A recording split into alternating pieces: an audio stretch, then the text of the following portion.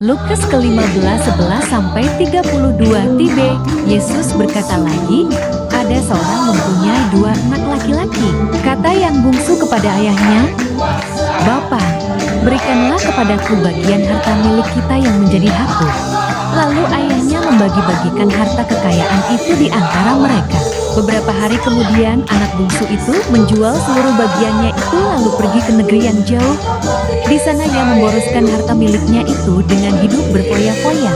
Setelah dihabiskannya semuanya, timbullah bencana kelaparan di dalam negeri itu, dan ia pun mulai melarat. Lalu ia pergi dan bekerja pada seorang majikan di negeri itu.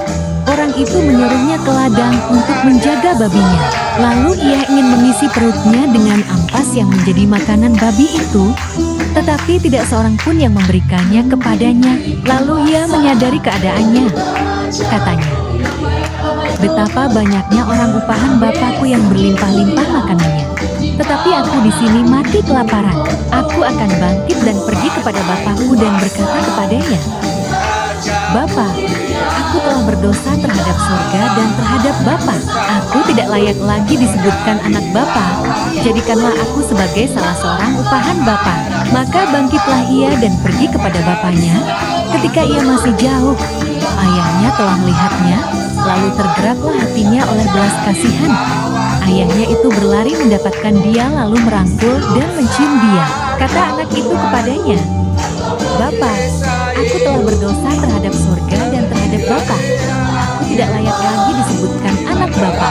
Tetapi ayah itu berkata kepada hamba-hambanya, "Lekaslah bawa kemari jubah yang terbaik, pakaikanlah itu kepadanya, dan kenakanlah cincin pada jarinya dan sepatu pada kakinya.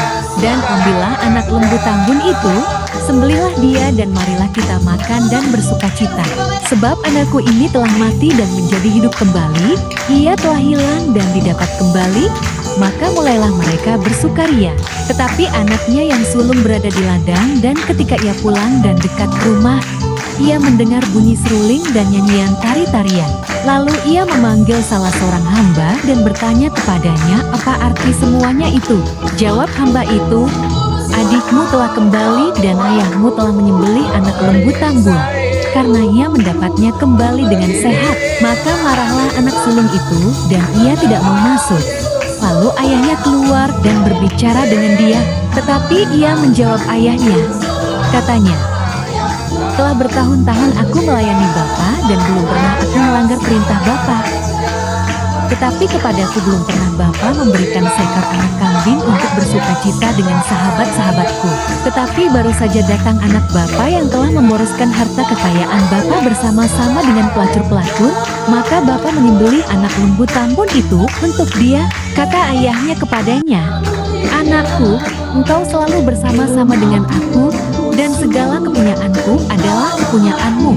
Kita patut bersukacita dan bergembira karena adikmu telah mati dan menjadi hidup kembali, ia telah hilang dan didapat kembali."